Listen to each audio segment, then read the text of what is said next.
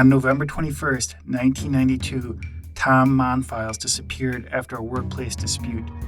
A day later, his body was found in a pulp vat with a 50-pound weight wrapped around his neck. Over 30 years later, exactly who killed Monfils remains a mystery.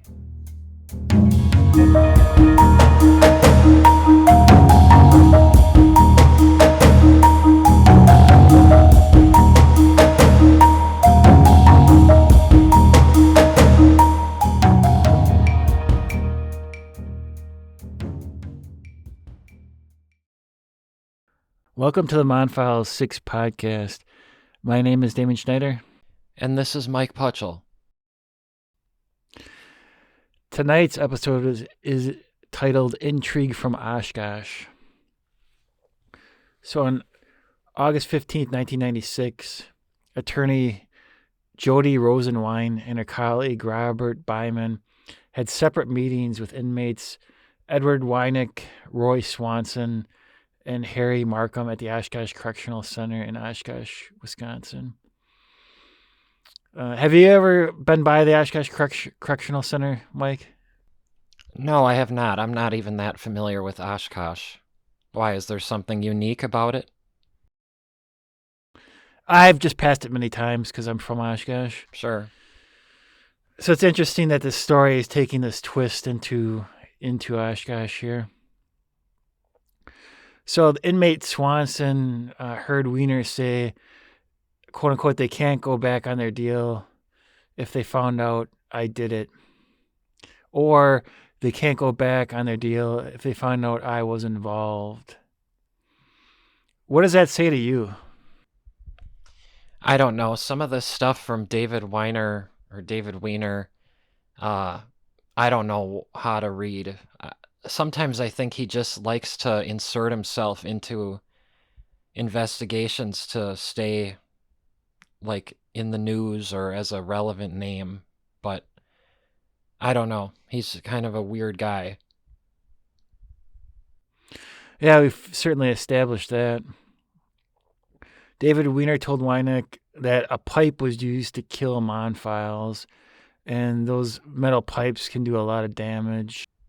Damon, let me ask you about that, because I was thinking, is that really something that only the killer would know? Wasn't it known already that the pipe or that Monfils had been hurt by that? No.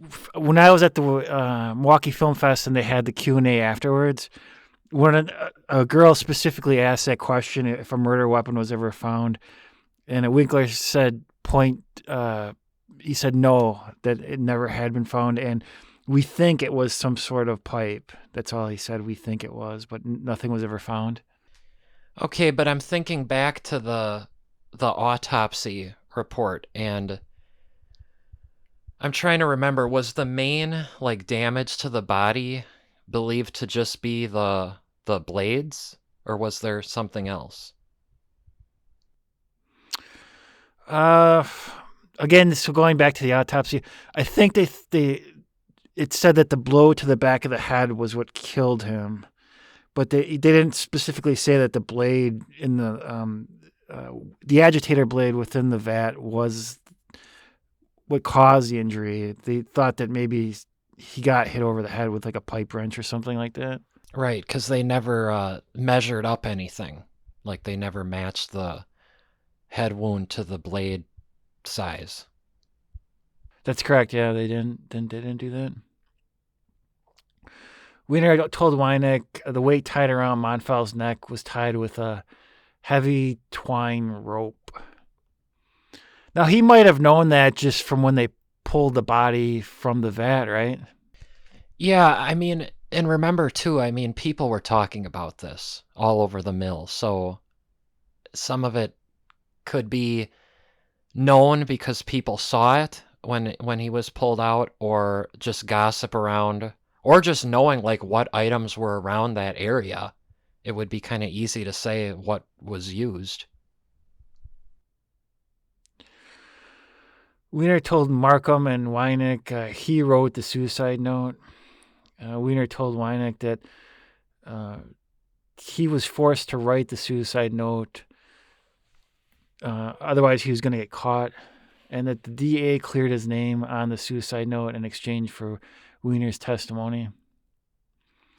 Wiener told Weineck the two guys never carried the body, so that would be Dale Bastian and Mike Johnson. Just a minute, Damon. That last comment about he said he was forced to write the note. I don't get that. Is he saying that who forced him to write the note? I don't, or what forced him to write the note? I don't get that. Yeah, it's hard to say. The only thing I could think of is that the police would have thought it was him unless he wrote the suicide note, because he wanted to throw him off in a different direction. Okay, so kind of changing the direction of the investigation, so he wrote the note to turn the tension away from him. Yeah, Okay. yeah, that's the way I took it. Wiener told Weineck after Bastian and the other defendants were convicted, "I am in the clear. Those guys got nailed for what I might have done, and I'm in the clear for taking the stand for the DA." So again, all these comments are really, if they're true, sort of point to David Wiener as being the person who killed Monfils, wouldn't you say? If they're true. Well, yeah, again, it's definitely somebody to look into further. And I looked into David Wiener's criminal record using a database. He passed away a few years ago, so we'll never, get the chance to interview him. William Craig, a private investigator hired by Mike Pye's attorney, Tim Pedretti, received notarized affidavits from Weineck and Markham. In addition, two more witnesses from the Oshkosh prison, Lawrence Hansford and Michael Gronkowski, came forward with signed affidavits to corroborate attorney Wine's story. These include the following statements.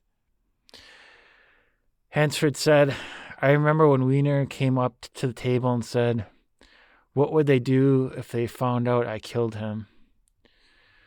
Wiener was angry at Monfils because he considered him a snitch. Wiener would say the 5 white guys are innocent. He said he wrote the suicide note and he could get life in prison for Monfils' death. He said he never said why Tom was killed, but he did talk about his dislike for snitches." So the authors of the book continually bring up this fact that David Wiener didn't like snitches, and that's sort of his motivation for killing Monfils. Do you buy that? Yeah, it's clear that he does not like them. So yeah, it's again something to look into. I think we need to also just point out this comment kind of puts some doubt, though, into what he's been saying. He said that Wiener would say that the 5 white guys were innocent. Well, what about Ray Moore? Is he saying that Ray was involved? I mean, they can't both be true. Either Ray Moore did it, because he's saying only the 5 white guys were innocent, so that would leave Ray Moore involved, but yet he's saying that he was involved. So that should have been addressed. Why did he not include Ray Moore in that innocence list? It's a good question. Harrison Markham quoted Wiener saying, "They charged me at first, but dropped the charges for my testimony." So they did not charge him, though. He was never charged. With the Monfils? Yeah. Right. So there's a little bit of a contradiction as well.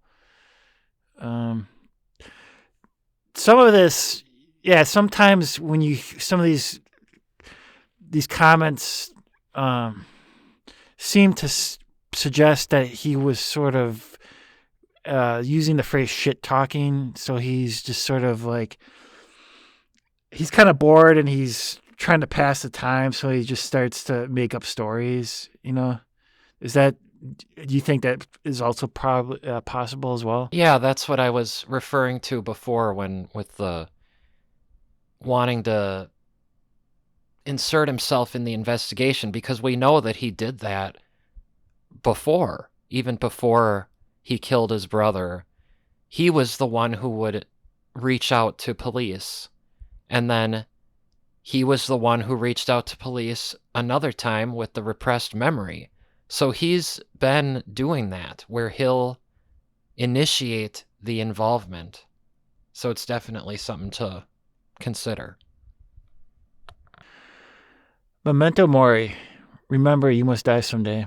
However, your life can be remembered forever by contacting us at seasonsoflifememorials.com. We are here to teach you how to create a film about your life that can be seen at your future gravesite as well as within the obituary section of your very own newspaper. Contact us today at seasonsoflifememorials.com.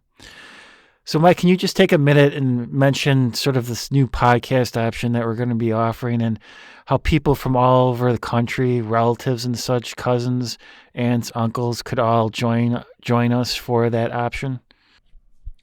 Sure. So the main thing that we have discussed in the past in other episodes with Seasons of Life is how we stand apart from the funeral home offerings and perhaps other competitors, although we don't really know of too many other businesses that are doing this. But we certainly know that a lot of funeral homes kind of offer just a standard kind of slideshow montage type situation with their videos. We are offering, really, with the podcast and then the videos, this is really something completely unique and more involved than anything a funeral home is offering. And specifically with the podcast idea and the videos too, the way that we can leverage technology where we can get family members, friends who want to participate in the podcast or the video. They can do this from anywhere as long as they have an internet connection. So anybody, we know people have family around the country and around the world in some cases. So if somebody wanted to participate in the podcast, share memories of the loved one that passed, it's really easy to do. The distances that people have between each other is not a barrier at all, because we're able to include them in the podcast no matter where they are. So that's just one thing we want to highlight here, is that, again, no one else is really doing this in the funeral homes or any other businesses that we've seen. And again, it's super simple, easy to do, easy to connect with people from all over the country or the world. And we can include them into these podcasts for something that lasts years, decades, centuries. And we're back. Now, an affidavit of Charlene Garleski, Tim Wiener's fiancée, she stated, at the time of Tim Wiener's death, I was living with him. I recall that on November 28th, 1993, I was in the presence of Tim as he was on the phone with David. From what I could tell, Tim sounded annoyed. He was talking about some mixed-up arrangement for a ride to a Packers game. The conversation went on to David giving Tim a ladder that David must have wanted. There came a time when Tim told David he was going to quote-unquote narc on him. In our crowd, narc means to tell the police on someone. I always believed that Tim was referring to some involvement of David in Tom Monfils' death. It is my opinion that this is the reason, or part of the reason, that David shot Tim. Right after the conversation, Tim went out the back door to go to David's house. So, what do you think about first? Well, we talked about the Packer game, and that was kind of ironic that there was a sort of a mix-up over a ride, but then this mentioning of a ladder that the two of them got really heated over a borrowed ladder. Yeah. Well, I don't know what you want me to comment on. Just, I mean, the fact that there was two brothers, basically did a Cain and Abel over a ladder. Right. Yeah, well, I don't have any brothers or sisters, but I think it's pretty common for brothers to have spats like that. I mean, is it? You've got a twin brother, you've got an older brother. Did that happen with you? Not any time, since becoming an adult. Okay. And certainly not by the age of I think David was around like 30 or 31. Right, right. It just kind of shows his psychology of that he's got a screw loose, right? Well, and you have to remember too that they say that most males don't actually fully mature until they're around 30. And obviously some are able to be a little bit more level-headed sooner.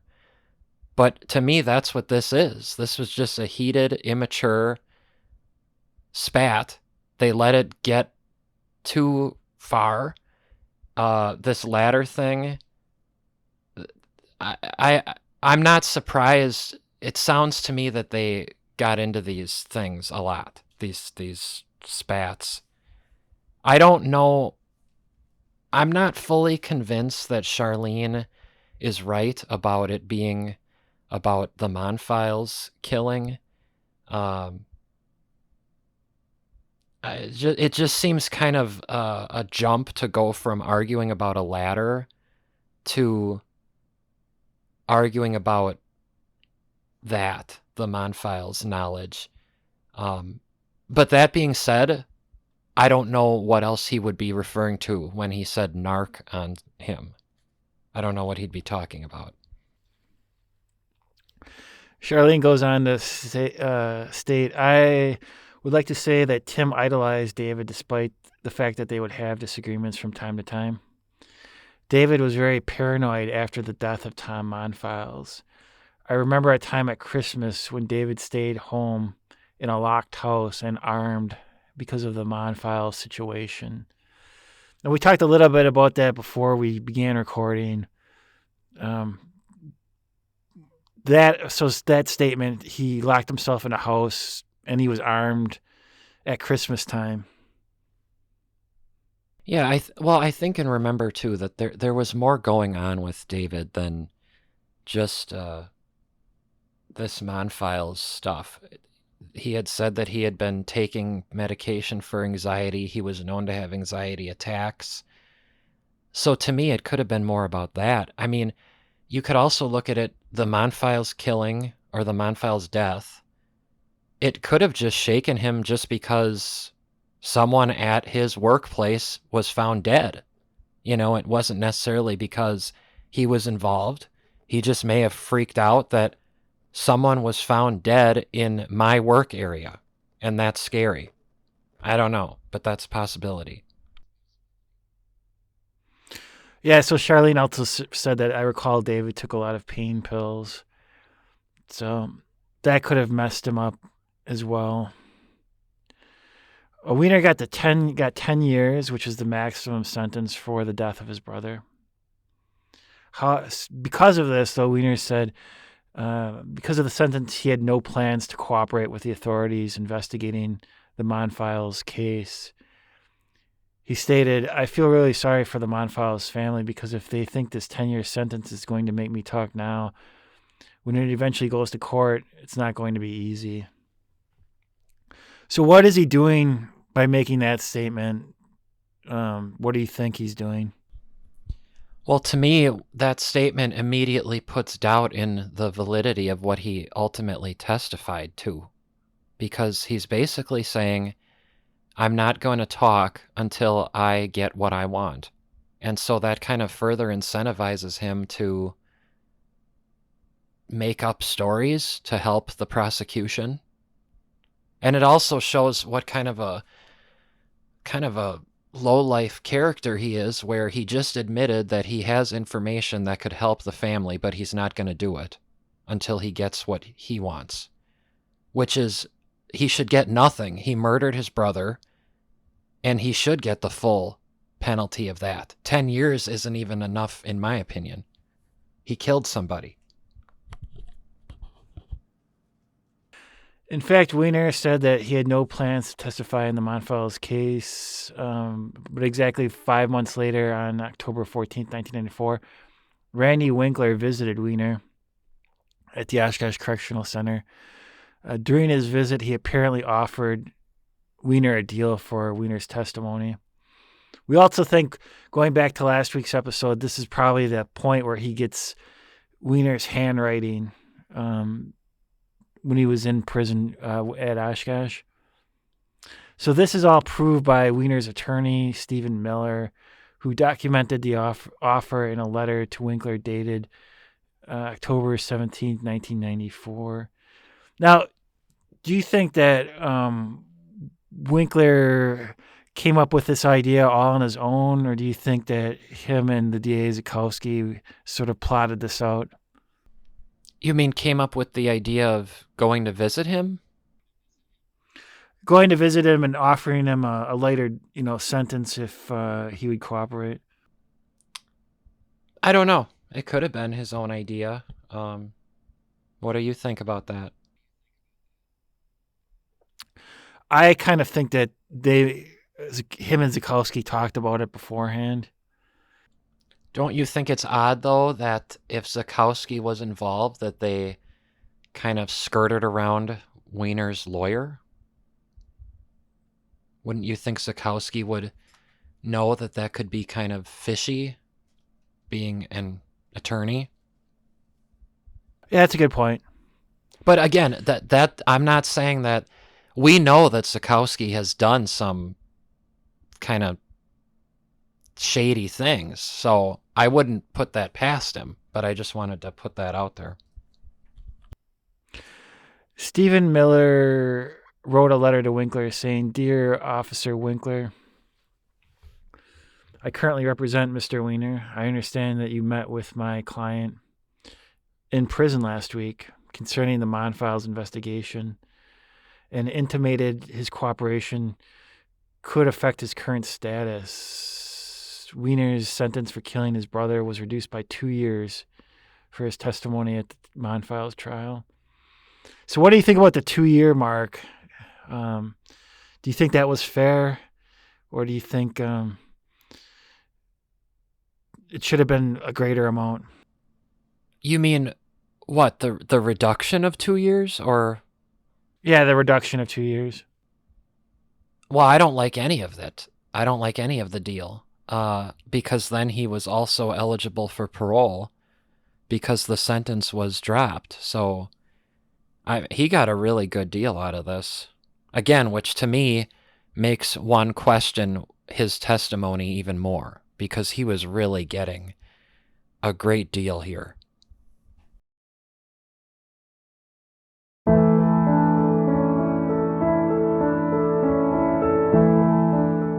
What's remembered lives. Losing someone precious from our lives is the most painful event that one can endure. Seasons of Life Memorials is dedicated to making sure the person you lost is never forgotten.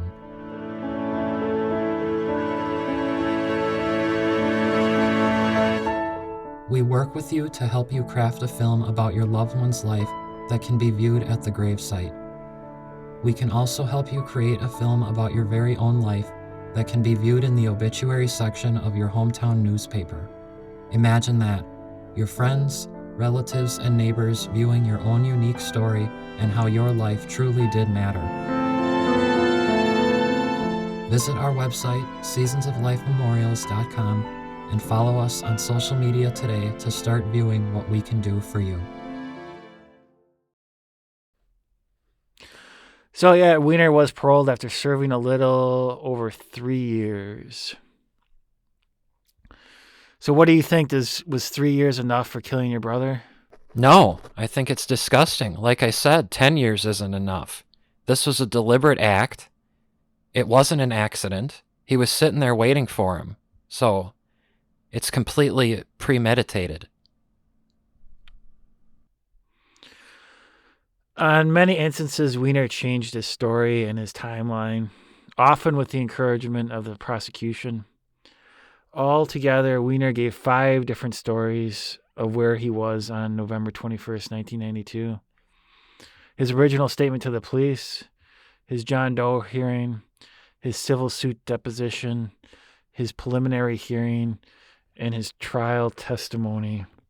So what does that say to you, the fact that, he's changed his story of where he was and he's changed his timeline 5 different times? Again, I'd say, why wasn't he looked into more, with all these inconsistencies? Usually people who are inconsistent like that are involved. They don't have to. The ones who are involved are the ones who are telling a different story every time. That's usually the case. So Charles Bowers, he was Wiener's helper, and he was the only other person working on the beaters. He had left the work area at Wiener's suggestion for 45 minutes. So that's a substantial amount of time. We mentioned in an earlier episode that we don't think that it could have, what was done to Monfils couldn't have been done in like a 15 to 17 minute, time period. But 45, yeah, that I would say that is possible. Yeah. Bauer said that he left on his own to the napkin and toweling department at 7:30 a.m. So that's pretty right around the time when Monfils went missing. Not one of Wiener's 5 stories is consistent with the facts. The evidence against Wiener, although circumstantial, is substantial. And again, these are the authors, their thoughts on it. Wiener's own words and actions create many questions in this case. During the time in question, Wiener and Charles Bauer were working closer to the vat than anyone else. Wiener told Bowers to leave the area and take an extended break during the time in question. I think that's important, that the fact that he told his work helper to leave right around the time when Monfils went missing. If I were the police, that would be the big red flag to me. What do you think? Yeah, I agree with you completely. Wiener worked with the tissue chest on a regular daily basis and was completely familiar with the work area. I think maybe they say that, in case he needed to hide things quickly. Wiener sought out the police in order to give them an account of where he was during Monfils' disappearance. Wiener tried to convince the police that Monfils' death was a suicide. Wiener was identified as the author of a phony suicide note. Wiener took an extended leave of absence after Monfils' death.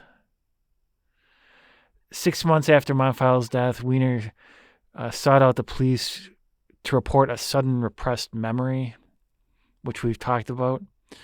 Wiener's convenient suppressed memory pointed a finger at Johnson and Bastian. So one of the reasons, sort of suggested by the authors there, I think, is that one way to take the heat off you is to point it at someone else, right? Right. Wiener was recognized by the police to be intoxicated when he made the repressed memory statement. Why is that important? Well, it just adds kind of some context to the repressed memory that he wasn't in a normal sober state of mind. And Wiener became the key witness for the prosecution after telling his repressed memory. And again, the authors want to emphasize that Wiener hated snitches. Did he hate them so much that, that you think that he would have maybe confronted Monfils on his own that day, November 21st?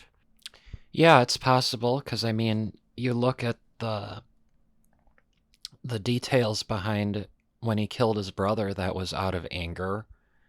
So I'm imagining this Monfils thing, when he heard the tape and knew that he had called the police on Keith Kutska, that he viewed that as a snitch behavior, and that probably made him mad. So yeah, I can definitely see him confronting Monfils if he did, and then maybe something happened from there. I don't know. New episodes of the Monfils 6 podcast drop every other Friday. Please join us again. Thanks for listening.